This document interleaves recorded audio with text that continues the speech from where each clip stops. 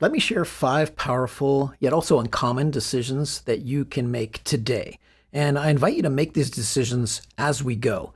These are decisions such that if you don't consciously make them for yourself, and you can make them right now while you're watching this video, then someone else will have implanted a default alternative to these decisions within you. You'll have some socially conditioned version of an alternative decision already active inside you. Okay, so let's dive right into it. Let's start with the first one. Number 1, decide to trust life. Decide to trust reality. This universe, this existence you live in. Do you trust it? Or do you have some trust wounds with it instead? Have you forgiven it for anything it's done to you that you felt was unfair? The alternative is to distrust reality. And if you haven't actually consciously chosen and made the decision to trust life, to trust reality, then by default, you don't yet. You don't yet. You have some other version of distrust in there, which can lead you towards pessimism, towards cynicism. And the question I ask you, is that you? Are you a cynic? Are you a person who's distrusting of life? This whole universe that you exist within, do you feel that it's a place you can trust? Because if you don't feel you can trust it, that's going to very much change how you engage with it. It'll determine how much you can grow, how much risk you can take. If, on the other hand, you choose to trust life, and I invite you to make that decision right now if you think you can, just decide, I trust life. If you do trust life, you can take way more risks. You can see everything in life that happens as an invitation to grow, as being for your benefit, as serving you, serving others, serving the greater good. You can choose to engage in, various forms of service because you expect that life will have your back in some way or another. Even when life brings you challenges, even when it seems like life is being very hard on you, if you trust it, you will always see the light at the end of the tunnel there. You will always see that difficulty, that challenge, even that setback is an invitation to keep growing. For instance, yesterday in Conscious Growth Club, we had a Zoom call for just over 2 hours where we were talking about what we want to do for our 9th year in the club together. That starts on May 1st. And April 25 to May 1st is going to be our 1-year annual opening, where we invite new members to join. And so we're talking about, what do we want in the club? What kinds of people do we want to attract for year 9? So we see what's going on in the world and we discuss that. And we kind of realized one of the invitations for CGC is to become a better leadership incubator, because we've been seeing among us that a number of members are on some kind of leadership path. We are first, getting better control and better leadership over our own lives as individuals, getting our lives more strongly aligned with our values. But then also we're engaging and investing in some kind of community building or other forms of leadership. And partly we see this as a response to the lack of leadership out there in the world. You might even call anti-leadership, which is just really atrocious forms of non-leadership, both on the corporate side and the government side. And that creates a drive, especially among very conscious people who trust life, to say, okay, this is a call to action. It does not devolve us into cynicism. It simply says to us, here's a chance to step up. Here's a chance to grow. Even when life seems like it's kicking your ass and it's beating you down, if you trust life, you're always going to find the growth experience in it. And I think one of the reasons life kicks our ass is because we're not doing that enough to ourselves. I found on my path of growth that the more I will be willing to kick my own ass and push myself, especially to face fears and take risks and stretch myself in new directions and really get aligned with my path with a heart and do what I think is right, even when it seems extremely difficult or totally unpopular. Making those decisions, being able to do that more, it all stems from trusting life, and that's where the flow really opens up. And it seems that life will kick my ass less from the outside when I'm willing to do that for myself, and that's a pattern I've seen in other people too. It's like if we're willing to push ourselves more, then that's something really powerful that opens up a different relationship with life. It's like when you have a coach that sees you're slacking off. The coach has to kick in and push you a bit more and kick your ass and get you into maybe a faster tempo, a higher gear of performance. But when the coach sees that you're there and you're doing that for yourself, the coach can use a lighter touch and doesn't need to do that anymore.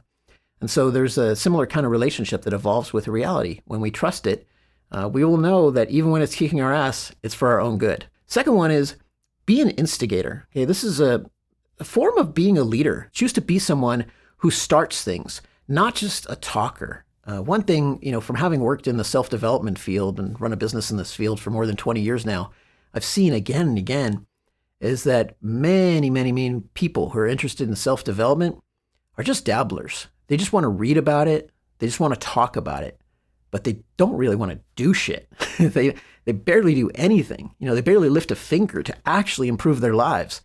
They just stay in a safe cocoon, a bubble, and just read one self-development book, after another, watch some videos about it. Are you that kind of person? Is that what you're doing with my channel here? Is this just info crack for you, just infotainment? I don't want that relationship with you. You can move on, go watch somebody else's videos. I want to work with people, and I want to engage with people and build a community of doers. People who are instigators, people who want to take action and create change. First in their own lives, but then as you get better and better at doing that for yourself, you'll start to notice that other people will be attracted to that kind of energy because they want to have more of what you have. So if you're attracted to that energy of starting something, activating, instigating, great, you're in the right place. That's something to choose for yourself, though. Have you chosen to be an instigator? Have you chosen to be a doer? Have you chosen to be a person of action? Or are you simply a person of thought, a person of talking, a person of sharing and discussing ideas, but doing nothing with them? How many ideas have you brought up that you haven't acted upon? How are you going to do much with your life? How is your life going to change if you don't act on them? So it's a decision to make. It really is, to become a person of action. And if you have not consciously made that decision, you've got some default running in there. Other people are dictating how you spend your time. Maybe it's streaming services. Maybe it's video game developers. Maybe it's news media. Maybe it's, people run social media. They're all choosing how you spend your time, because they've instigated things into your life, into your reality. When are you going to take control and be the instigator, be the one who creates your life the way you want it to be? That's a choice. Okay. So that's the second invitation, is be an instigator. Be a person of action, not just a person of thought, not just a person of reflection, not just a person of talk. Be a person who creates change in your life and then in the world. Number 3 is, and this is one a lot of people don't think they can choose, but yet you can make the choice. Choose how you want to feel. Okay, you're not a victim of your emotions. Your body, your emotional being will take input from your decisions. And if you decide how you want to feel and you basically say, these are the emotions that I want to experience, this is how I want to feel about my life, about other people, about reality. Fill your thoughts and fill your heart with those feelings that you choose, and know what they are. You must identify them. It's not enough to say, I want clarity, or I want emotional clarity, or I want to feel good. That's so wishy-washy. Get clear. What specifically do you want to feel? For instance, I like to feel enthusiasm. I like to feel excitement. I like to feel some passion. I like to feel some fun. I like to feel sexiness. I like to feel love, connection, kindness, caring, compassion, gentleness at times. I also like to feel that sense of exhilaration. Sometimes that comes from pushing people. On the call that we had in CGC yesterday, the same one we were talking about year 9 and leadership, it also came up that more members of the club want to be pushed. They want to have more of that energy, like pushes them, and it's tricky. It requires a bit of calibration because one person's pushing is another person's over pushing. But that's something you can also choose, to ask for, is, do you want that feeling of being pushed by someone? Do you want that feeling of, push me a little bit, challenge me? That's a choice. Do you want to feel challenged? Because a lot of people do not choose to want to feel challenged. They want to just have life be easy all the time, as much as they can. And then they're not going to grow as much. A lot of growth comes from choosing to feel challenged, choosing to feel knocked off balance at times. Being challenged is difficult. It's a hard thing to choose. But can you choose to do some of the hard things in life? Can you make that choice? If you don't make that choice, most likely the default is going to be wallowing in some kind of apathy or negative emotions. How many people wallow in depression? How many people wallow in anxiety? And so on. Do you choose your feelings? Yes, you can. Okay, but you have to start, consciously choosing them. That's not easy. It's going to open up a path of growth for you if you do. If you are a person who's been wallowing for a while in some land of apathy or some kind of negative emotion, and you choose to feel differently, that's going to open up a path of growth. And it could be, a years long, maybe even a decades long path that unfolds for you, but it will unfold for you if you make that decision. And how many people actually decide this is how I want to feel. I made that kind of decision many years ago, and it totally transformed my life because I was a wallower too. I wallowed in stress. That was a thing for me. I wallowed in stress and worry and sometimes frustration too. And so that was the land I wallowed in. I didn't really have issues with depression, not so much anxiety per se, but stress and worry and frustration. That was my home base for a number of years, especially in early in my 20s. And when I decided to change how I felt and just say, forget all this. I'm not going to choose stress. I'm going to choose fun. I'm going to choose creativity. I'm going to choose self-expression. Not all these are exactly emotions, but choosing the form of, the flavor of my life that I wanted to build, that I wanted to create an experience. That was very empowering. That was very, very powerful. And I didn't realize I could actually choose that. In fact, one thing I've seen from exploring psychedelic journeys and meeting and talking to a lot of people who've done the same is that one thing that psychedelics introduces a lot of people to is it just reminds us that we can choose. So people will give up addictions and they will change how they feel. They will change the whole nature of their lives because the psychedelic journeys point them to the fact that all the time they always had the power to choose, and people didn't realize that. And that's the powerful reminder of many of them. These are plant teachers. They're teachers from the plant kingdom. And they remind us that, hey, you can choose. You're not helpless. You're not hopeless. You have mobility. You can get up and move around. You can shift, directions from one place to another. So that's a third powerful decision to make, is choose how you want to feel. Number 4, I'm framing this one very carefully, and that is to choose to be a sexually active person. Okay, that's a choice you can make for yourself. It's a way of framing the choice such that it gets you past this sense of neediness. It gets you past this sense of, being disconnected from sexuality, because sexuality is something you can choose for yourself. You can choose to be sexual and you can choose to be sexy. Otherwise, if you don't make that choice, if you don't choose, I am sexual, I'm a sexual being, I'm sexually active, I am sexy, almost certainly your mind has already been filled with other people making that decision for you, or society conditioning some kind of framing into you. Like, oh, you have to join a gym membership and exercise all this stuff, and get to a certain level of fitness and, blah, blah, blah. Whole long list of things you have to do, which for some people will be largely unattainable in their lifetimes. And then maybe you can call yourself sexy. But if you do, then you're arrogant, so you can't win, right? It's a game that's just setting you on an endless treadmill of, diet pills and workout programs and exercise clothes and fitness classes and so on. And, take your pick, beauty products. So you can skip all that. You don't need any of that. And you actually just choose, I'm sexually active. I'm sexy, I'm sexual. And skip all the unnecessary work and unnecessary purchases. Anyone can do that. Anyone can do that. You have permission. If you need permission from somebody, you have my permission. Okay. I'll just say right now, you're sexy. Okay. If you want to be, there you go. I find you sexy. Okay.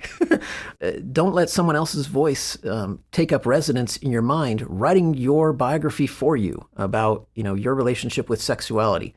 If you want to choose to be asexual, that's your choice as well. Okay. But make that choice consciously. Don't let that choice be written for you by someone else. I almost made the mistake of letting that choice be written for me by social conditioning growing up, by my religion and such, which demonized sexuality. Catholicism, growing up in that, and going to 12 years of Catholic school.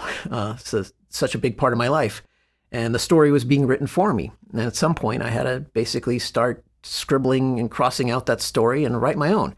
And I realized I could. And that's a reminder I want to offer to you now, is that you actually can choose that for yourself. Sex is a really deep invitation into many forms of self-development. It's extremely rich and powerful, and it's extremely fraught with risks. There's a lot that can go wrong, and there's also a lot that can go right. When it works well, it's extremely rewarding and beautiful. It creates such deep, rich connections with people. It's also a space that continues to invite us in. It's always available to you. It doesn't mean having to chase anyone. It doesn't mean doing anything non-consensual. You can do everything with consent. However, it is an invitation into really growing yourself in ways that nothing else will. Okay, sex will unlock aspects of you, unlock aspects of your being like nothing else in life will. So you can shun it, you can avoid it, you can fear it, you can demonize it, but ask yourself, is that really your choice? Have you really chosen that for you? Is that really how you want to relate to it? And if you want to relate to sexuality differently, that's the invitation right here. Make that decision right now. Choose. What role do you want sexuality to play in your life? Do you want to be part of it? Because you can choose. And this aligns with how you want to feel about it. You can choose to engage with sexuality on your terms. Okay, that means finding partners who are as sensitive and kind and caring and compassionate as you want to be. You don't have to go in, the space of sexuality with assholes. I guess that's got a literal meaning there too. But so the idea is you choose for you. You choose what's right for you. Okay, so that's our fourth one is choose to be a sexually active person in the way that's right for you. And if that means choosing sexual inactivity and that's your conscious choice, awesome, so be it. But if that includes being in the game of sexuality and choosing to engage with partners, that's also a choice you can make. And when you make that choice, you will see that life can relate to you quite differently. And our fifth and final one is to care, is actually choosing to care, not pretending to care, but actually choosing to care, that you want to be a person whose heart is in the game with life. That means your heart is in the game with people, in your social life, in your social relationships, your social circle. Is there a lot of love and connection and heart and trust and co-creation and camaraderie and people caring for each other, people helping each other? Is that rich in your life, in your social circle? If not, it's because you haven't chosen it. You haven't chosen to care and to fill your life with caring people, caring situations. Also means caring work. Do you care about your work? Is your heart fully engaged with the work you do each day? I could say that's true of me. I've been doing this work for more than 20 years, and my heart is in the game. I love this work. I love helping people grow. It lights me up inside. Even just talking about it makes me feel a little bit emotional about it. It's something that just delights me emotionally on the inside. There's few things in life so rewarding as, working with someone and helping them, get to those aha moments where they stretch themselves and they step into a bigger vision of themselves, helping people experience a deeper alignment with truth and accepting some things about their life or about reality that are really difficult for them to accept. And they finally get to a place of acceptance and then they can move on and progress from there. That's really empowering. Getting someone to a place of alignment with their desires where they really are getting to a place of clarity and they're clear about what they want and they start working on creating it. That's very powerful. And also helping people step into their power and say no to what's misaligned, to release what's no longer in alignment with who they really want to be, and step into a bigger vision of themselves and start creating that. That's so enlivening and enriching and empowering.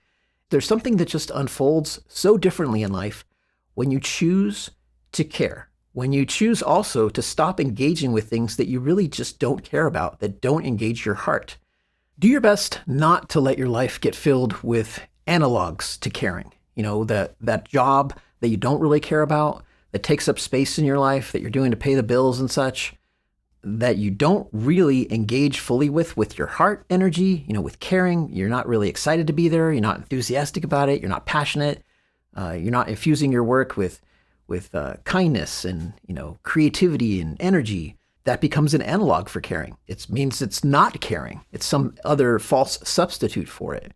And you're not going to really see the path that you care about. You're not really going to see that path with a heart as long as you keep choosing the analogs, the analog relationships, the analog work, the analog activities.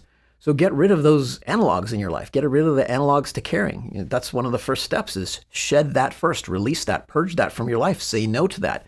Because if you haven't said no to that yet, you obviously have not chosen to care. Okay, you've chosen not to care, or you've allowed someone else to make that decision for you. You've allowed someone else to say, it's okay to do stuff you don't care about. It's okay to have people in your life you don't care about, have relationships you don't really care about. You just pretend to care. If that's the message you're getting, fuck that. Seriously, fuck that. say, no, that's not for me. Is that you? Do you want to be an apathetic person? Do you want to be an analog caring person the whole way, faking it, pretending your way through life? Is that you? If that's you, why are you even watching this video? This is not for you. This is for people who want to engage with caring. Get your heart in the game. That's the invitation here. The fifth and most powerful invitation is get your heart in this game of life. You've got to care, okay? Because if you don't care, you're not smart. You're not intelligent, because intelligence stems a lot from the alignment of your heart and your head. They both have to work together. Okay, there's biological evidence for that. The heart and the brain communicate with each other through the spinal column and the vagus nerve. The heart has its own tiny brain, consisting of tens of thousands of neurites. If you don't get that communication pathway working well by caring, by centering yourself in a sense of caring, compassion, love, the sense of connection with life, with, reality, with people. If you don't have that kind of energy in your heart, your life will just be a shadow of what it could be if you actually got your heart in the game and you care. Because your mind, instead of getting signals that really light it up and ignite and activate your best thinking, your best intelligence, your best rationality, as your heart, sends empowering activation and coordination and synchronization signals all throughout your brain. If you don't have that in your life, then you're getting chaos. You're getting confusion. You're getting a lack of clarity.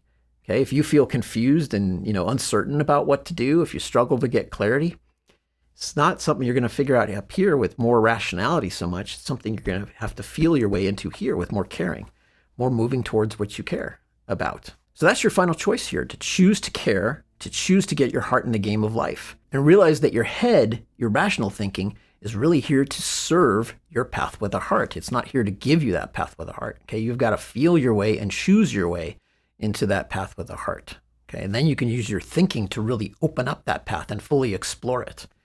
So those are your 5 powerful invitations to make different decisions here. Okay, number 1, trust life. Number 2, be an instigator. Number 3, choose how you want to feel. Number 4, choose to be a sexually active person. And number 5, choose to care. So if those decisions resonate with you, make them now. Choose them for yourself now. You can choose them. You can simply say, I decide this. I declare this. This is my truth. This is my reality.